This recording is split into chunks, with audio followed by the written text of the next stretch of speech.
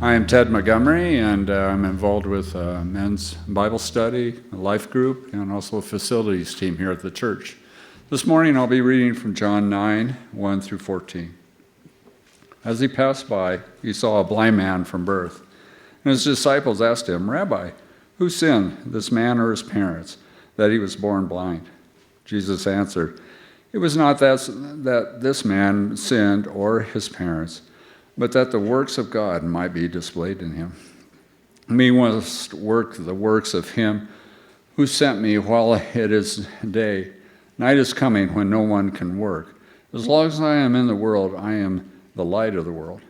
Having said these things, he spit on the ground and made mud with the saliva. Then he anointed the man's eyes with mud and said to him, "Go, wash in the pool of Siloam," which means sent. So he went and washed and came back seeing. The neighbors and those who had seen him before as a beggar were saying, "Is this not the man who used to sit and beg?" Some said, "It is he." Others said, "No, but he is like him." He kept saying, "I am the man." So they said to him, "Then how were your eyes open?" He answered, "The man called Jesus made mud and anointed my eyes and said to me, 'Go to Siloam and wash.' So I went and washed and received my sight." They said to him, "Where is he?" He said, "I do not know." And they brought to the Pharisees the man who had formerly been blind. Now it was the Sabbath day when Jesus made the mud and opened his eyes. Thanks, Ted.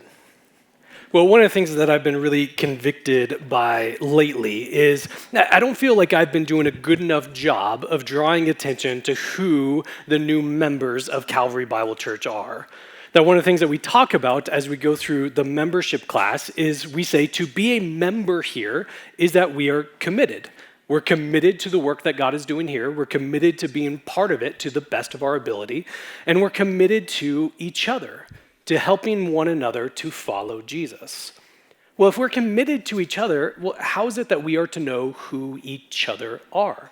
If we're to help one another to follow after him, well, how do we do that if we don't know who are we supposed to be helping? And so one of the things that I want to do is whenever we have new members, I want to help draw attention to who they are, to know that this is someone who's helping me follow Jesus, and this is someone as a member of Calvary Bible Church that I am to help them follow Jesus.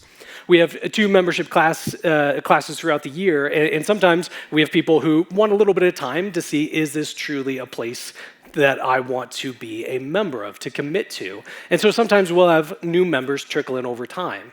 And so this past week, we added 2 new members of Calvary Bible Church who attend here in Thornton. And so I want to draw attention to them, that Michael and Karen Kloberdans are people that I am a member of Calvary Bible Church and committed to, and they, as new members, are committed to me as well. I think this is a good initial step, but I don't think that it's still far enough. Because as we draw attention in service or in the midweek update, it's not helpful to remember past this day, to keep reminding ourselves, who am I committed to in this time? Well, one of the great resources that we have here at Calvary is a program, a whole system of apps that we call Planning Center. Through it, we basically do everything behind the scenes to make this church function. We plan our worship services in Planning Center. We have our offering go through Planning Center that enables us to do the ministries here. For those various ministries, we have different groups that you can communicate to each other through. We can take attendance. We can send resources out through. Basically, everything that we do behind the scenes runs through Planning Center in some way. It also functions as our directory, that I can go to Planning Center and pull up a list of the members who attend Calvary Bible Church in Thornton. And as I do so, I see, wow, there's 145 members of this church. And that's such a great tool for me. I use it to pray through. I pray for the members of this church. I use it to remind myself, all right, as I see them on Sunday, I should be caring for them, to remember I'm committed to the people on this list, and to be encouraged by it, to know that they are praying for me and helping me to follow Jesus as well. Well, how do we know who these 145 people are? Well, that's easy. There's a spot on each of our profiles that we can add a picture. So that way people can see our face, to know what we look like, and then when we see them on a Sunday, we can know this is someone I'm committed to and they're committed to me. One small problem to that. As of earlier this week, when I went to look at that list of 145 members, 98 of them did not have a profile picture. And so that is difficult to know who are these members? Who is it that I'm committed to? And so here's a challenge that I'm issuing to those who are members of this church. I'm encouraging you at some point during the week to go to your Planning Center profile. We have some steps that tell you how to locate this. Log into Church Center. It's another name for Planning Center. You can go to your profile and you can upload a picture there. You click on the circle that's your profile, and then on the next slide, it tells you how you can actually add this picture in. So I'm encouraging you, I'm challenging you, if you are a member of Calvary Bible Church, to upload a picture to your profile. But I want you to hear the reason for this, hear the heart behind this, that we as a church, the members of this church, are committed to helping one another follow Jesus. As we continue to grow as a church, that will become more and more difficult to know who is it that is helping me and who is it that I am to be helping. But as we see these pictures of people who are fellow members here, that's first and foremost an encouragement to each of us. This is someone who cares for me. This is someone who is supporting me. But it's also someone that I am to help them to know more and more of what it's like to be a disciple of Jesus. But we cannot do that if we do not know who one another is. So I encourage you, challenge you, upload a picture to your Planning Center profile. If there's any difficulty of doing so, shoot me an email, and I will be sure to send that email to someone who can actually help you.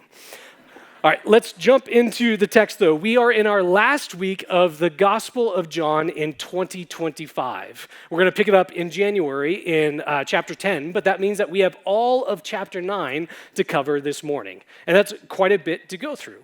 But as you look through the chapter, it's all one coherent, cohesive story. It has a beginning, a middle, and an end. So if we were to chop this up over multiple weeks, it would do a disservice to the story.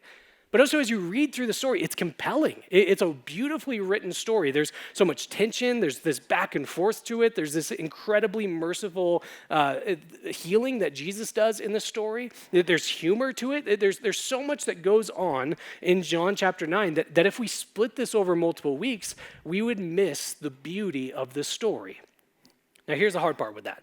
Right in the very beginning, in the very first few verses, we are introduced to an idea that is crucial to understand. Jesus touches on this idea that impacts so many lives today that we can preach a whole sermon just on the first few verses of this chapter because of how important of a topic it is.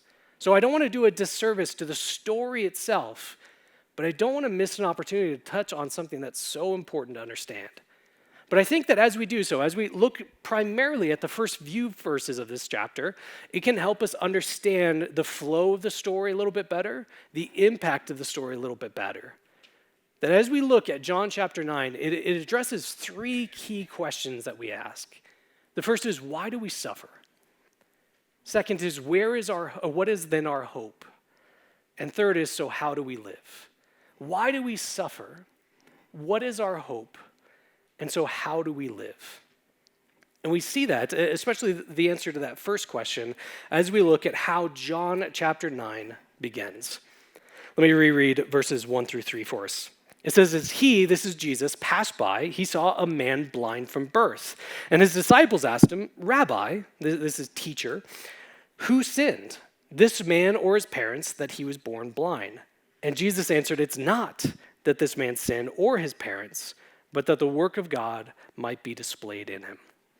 So the disciples see this man who is born blind, and they ask a question that's pretty common for the day. There was a common belief that they held, and we see it affirmed later on by the religious leaders who basically say the same thing.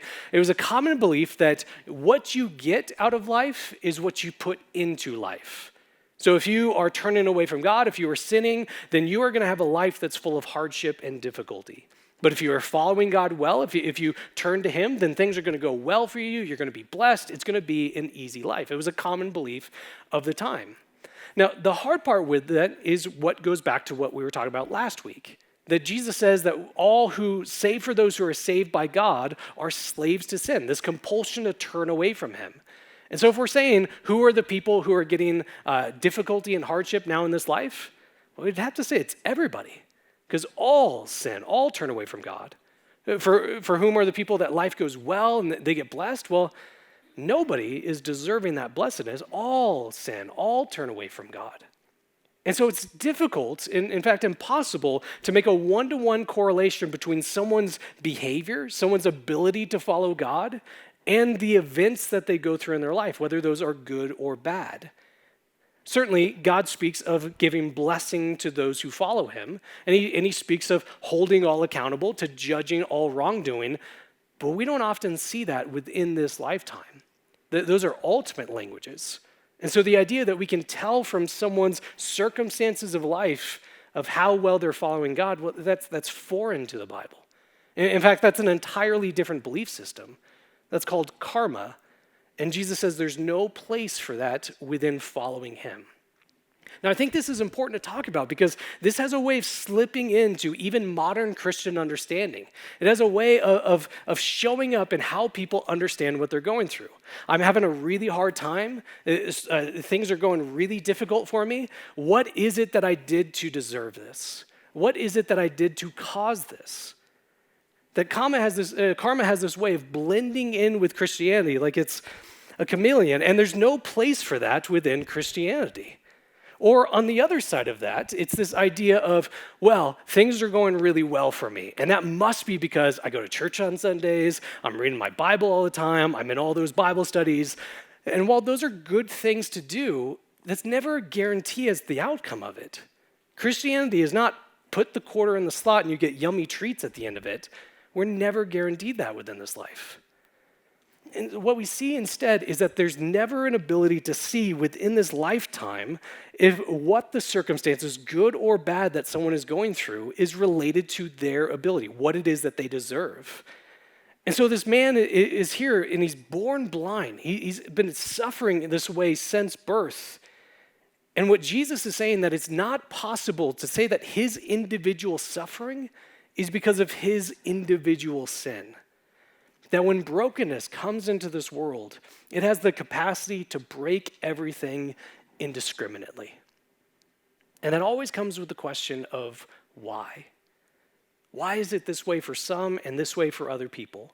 Why did this man get born blind when there are 13 other people in the story this far who did not experience that? And that's where I have a really big theological answer to those questions always, and it is, I don't know.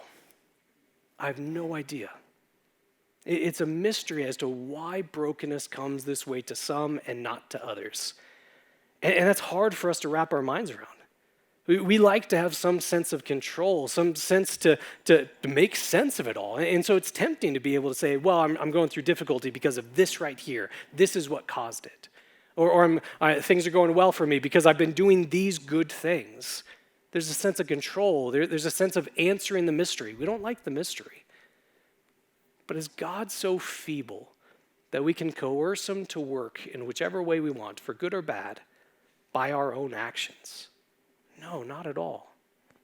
Not at all. Instead, what we see is that God blesses those who worship him and those who have no idea that he exists. You also see that suffering and hardship comes into this world, and it doesn't first check people's CVs. It doesn't look at their moral compass. It indiscriminately brings difficulty throughout this world. And it's hard to understand why that is.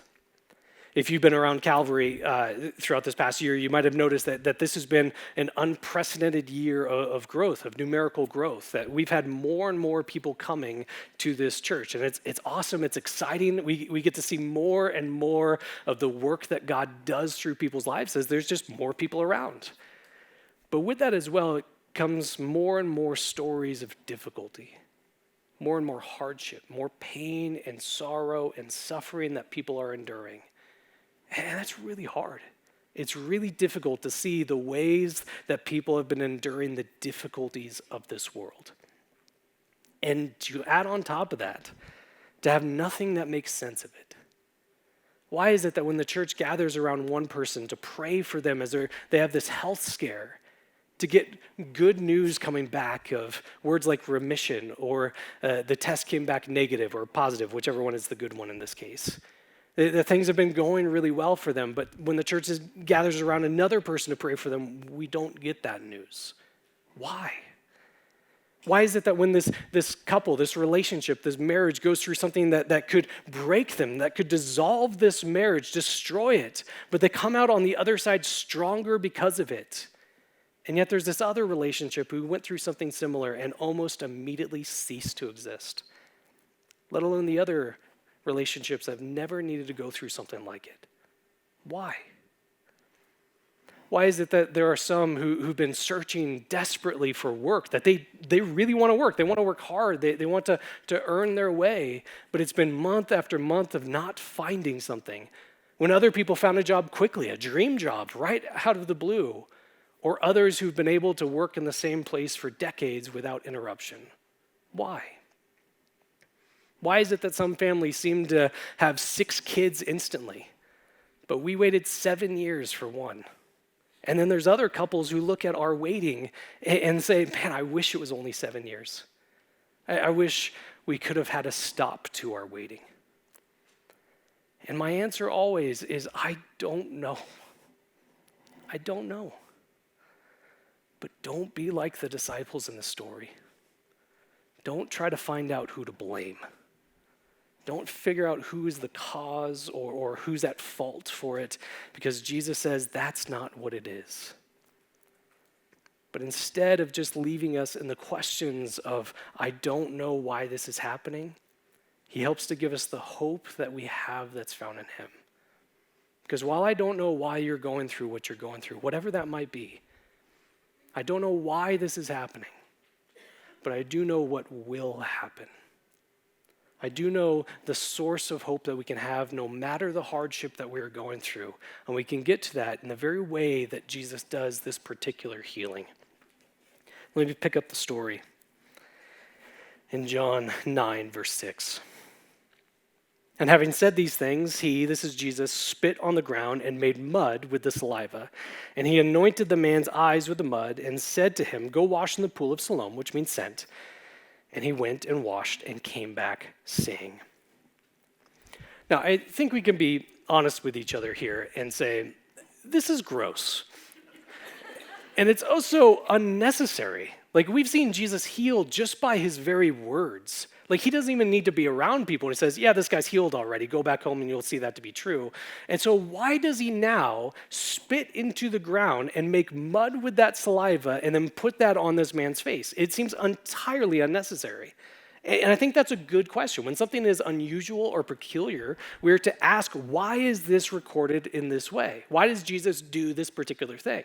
I think that's the right question to be asking.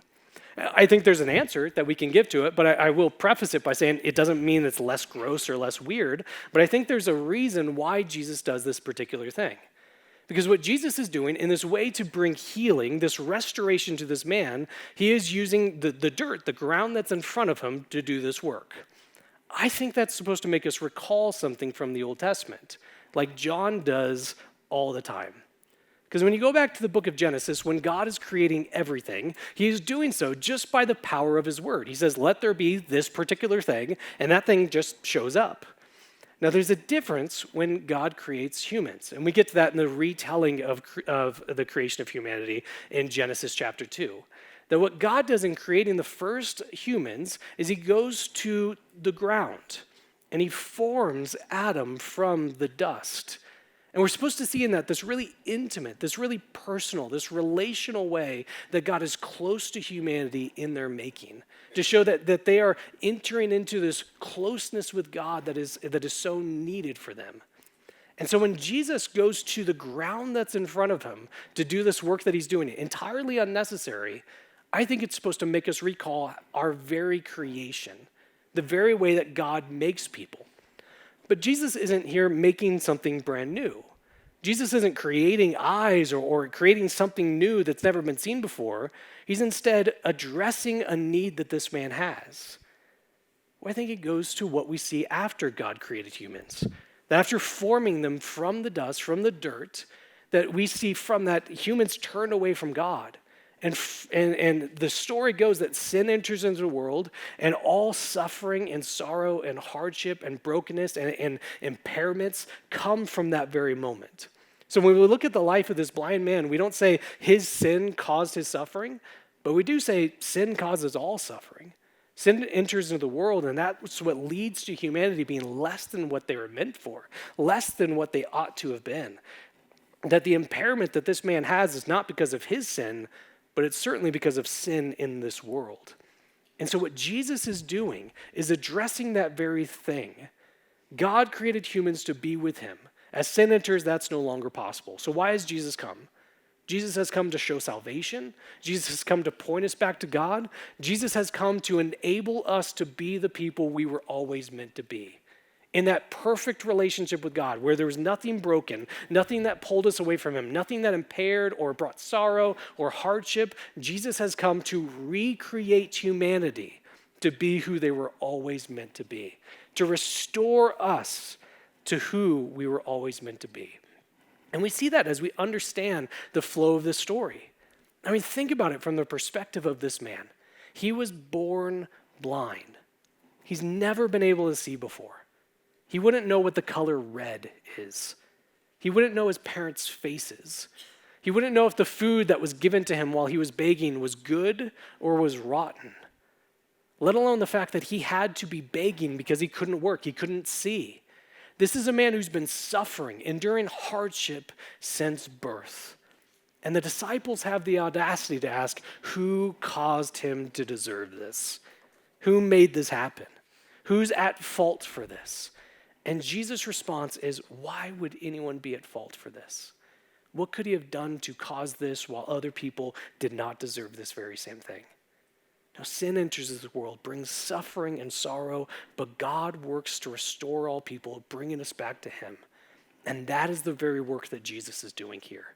That he is recreating this man to live in a way that's not full of the marks of a broken and desperate world, but instead reflects the pureness and wholeness that all were meant to always have.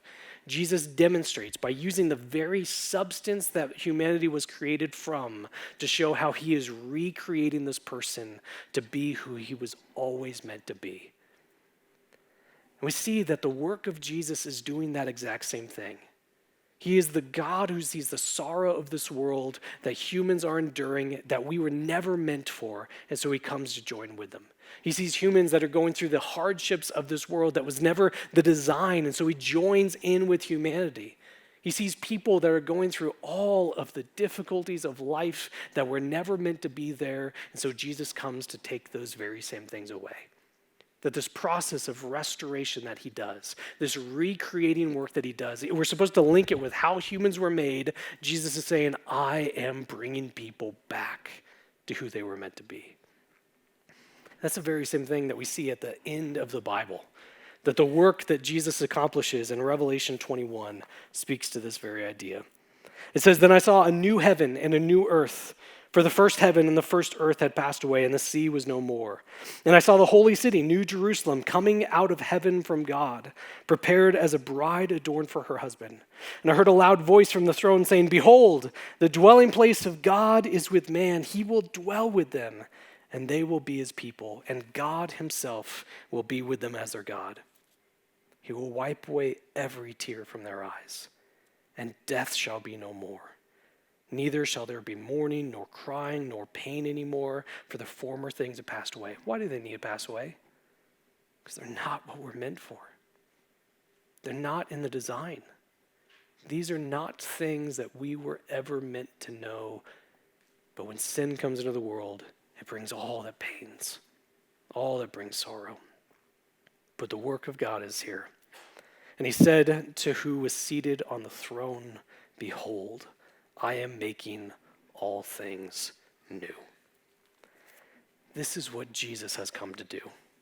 That he is making all things new. He's bringing restoration, making people to be who they always were meant to be, with perfection and goodness and blessedness. This is the hope that we have in this life.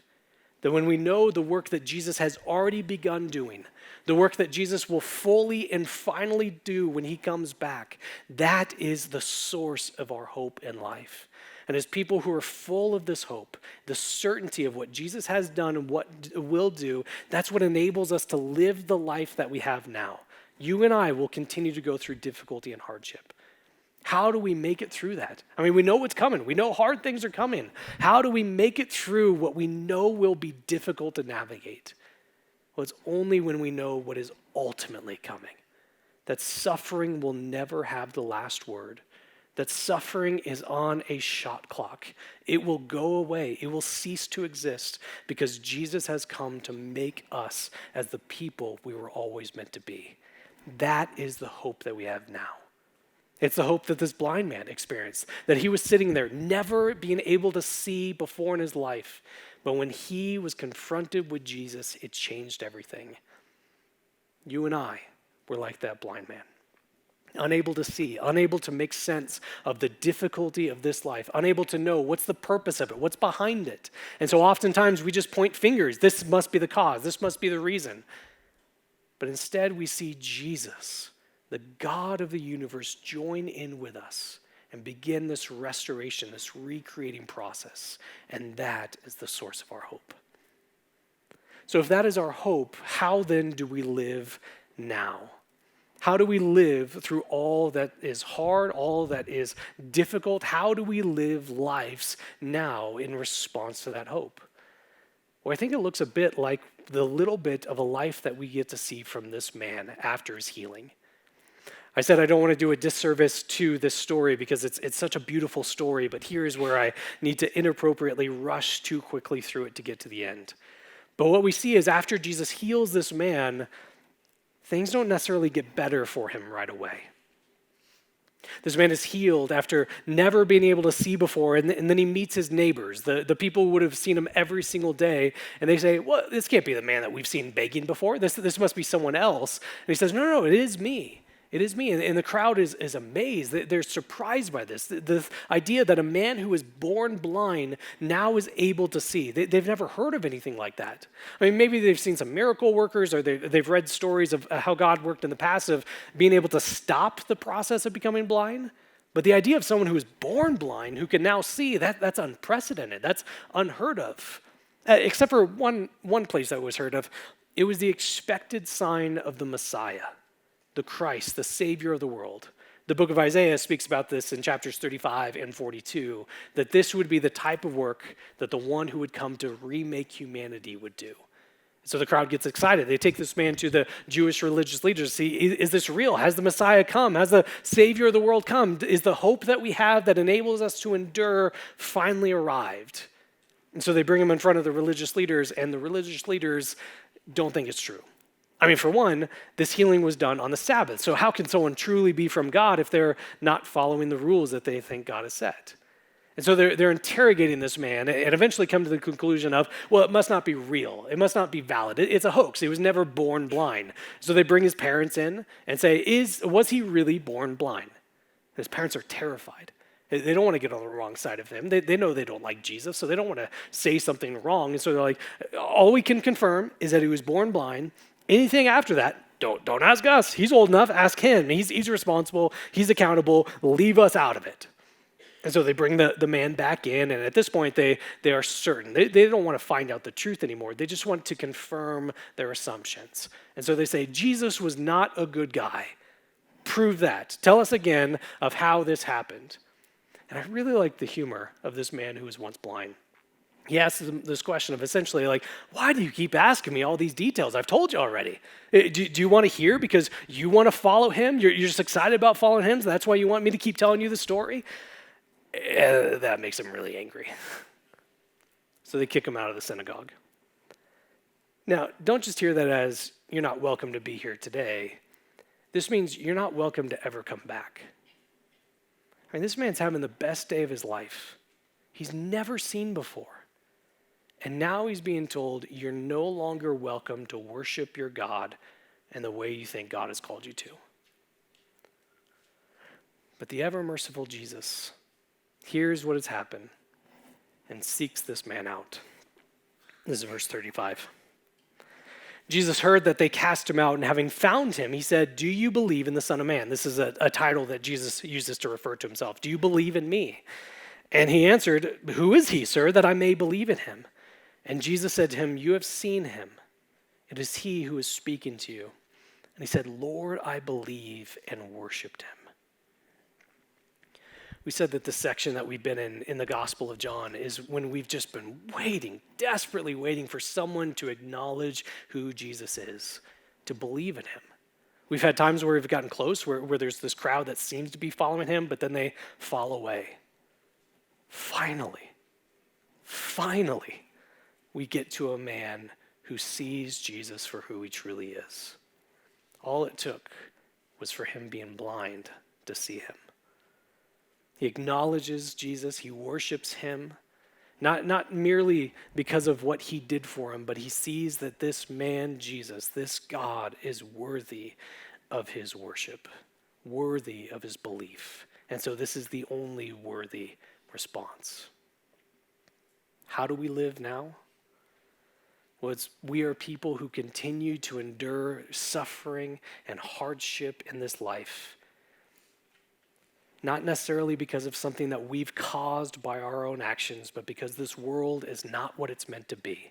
But when we have the hope that's possible because of Jesus and the work he has already accomplished and the work that we are certain he will do, we can endure the worst that the world can throw at us. But with that as well, we live with the sort of confidence that this man can have. The sort of acknowledgement of the certainty of that work of Jesus. Now, when I say that the confidence that this man has, that's not he's able to stand in front of this crowd of people who are interrogating him and just answer all their questions, that he's able to give really rhetorical responses. No, as you read through the story as to what this man says, well, his answer almost always is, "I don't know." Who was it that healed you? I don't know. How did he heal you? I don't know. Why did he heal you? I don't know. What do you know? Well, I know what he's done for me. I know he did something that no one else could do. I know he's given me hope in life and belief, and so I know he's worthy of following. Last week we talked about the marks of a disciple, of what it looks like to be a disciple, to be a follower of Jesus. And one of the ones that we touched on and didn't get into was confident witness. That as people who are following Jesus, we have the confidence to tell others of who this Jesus is and what he's done. Now that can sound intimidating. That could sound like to be confident, you need to have the answers. To be confident, you need to be able to persuade someone to believe in Jesus. To be confident, you need to be able to just boldly talk about Jesus constantly, like just in the middle of conversations. How was your week? Well, I mean, Jesus saved me, so this week, like that's not what it is. The confidence is the very same confidence that this man has. And I say that as the man who most often said, "I don't know." When we tell others of what Jesus has done for us, it's not because you have the ability to persuade someone. It's not because you have all the right answers. It's because that you are sitting on the rested and completed work of Jesus in the eager anticipation of the work that he will do. This man was on trial, stood in front of them, and had confidence not because he was able to articulate answers, but because it was rested on what Jesus has done for him. We, as followers of Jesus, go into this world confidently bringing the message of what Jesus has done for this world because the message itself is our confidence. The message itself is what we rely on to bring people into contact with Jesus. That is the basis of our confidence. As we go into this holiday season, this Advent season, it's one of the easiest times of the year to confidently witness to what Jesus has done for us. There's so much imagery about Jesus going on. We're singing songs that have Jesus baked into them, even if we don't acknowledge it. There's so much looking back on this year that was, and oftentimes it's seeing hardship and difficulty and wondering, how do we gear up for the next year? What good could possibly come in the next year? Where is my hope? It's such an easy time to point people to the work of Jesus. And so I encourage you, as we go into this Advent season, to think about who can you show Jesus to? Who can you point to the work that Jesus has done for them in this similar way? It's an easy time to invite to things going on at this church. For those of our women here, women's brunch is such a fun invite opportunity. So I've been told. I've never been invited myself for some reason, but it's such a great opportunity to invite women that you know to hear about the hope that we have in Jesus. Or our Christmas Eve services. To invite it's a time that we get many people who don't typically come to church on a Sunday morning, and so we get to gather together and point each other to the work that Jesus has done for us. We have cards that are on the back table in the lobby or on the Bible table in the back of this room, which just you can easily hand out to one or two or half a dozen people with just an invite to, this is what our church is doing, would love to be with you on Christmas Eve. Or maybe coming into church is intimidating. We have a guy stand in front and he's really scary looking, and so maybe it's easier to invite people into your homes, just to live normally next to them. Not to create a whole Bible study to convince them to believe, but just to get to see the hope lived out of your life. Invite them over to dinner. And maybe it's as simple as, if you're part of a family, is, hey, just wanted to let you know as we're going into dinner, one of the traditions that we have around Advent is our church gives us an Advent activity that we could do together as a family. And so we do that after dinner, and would love for you to be with us. You don't have to participate if you're not comfortable to, but this is what we do as a family to remember the importance of this time of year. There's nothing invasive about that. It's inviting people to join in with what's important to you. And our confidence is not on your ability to get them to do what you think is good for them, but to point to the work that Jesus has done for them. Well, why do we do this? Why is this what I'm sending us off to do? Think of who to be witnesses to. Well, because our story is very similar to like this blind man. I was once unable to see. Unable to see, why do we endure these difficult things? Unable to see, what is my possible hope for continuing to press on? Unable to see, what is the purpose of this life? What is the meaning of what we go through? Why am I here? I was unable to see so much. But Jesus came to me, and he opened my eyes, and I still don't see all that well. I still fumble and mess up and have difficulty, and I don't feel very confident at times. But I can point back to the work that Jesus has done, that he has accomplished, that he has built my entire life upon, that he will do, and so I can press on. And as I go out in the world, I'm surrounded by people who cannot see yet. And so this Advent season, who can we pointing? Who can be encouraging? Who can we be helping to see Jesus? Let me pray for us.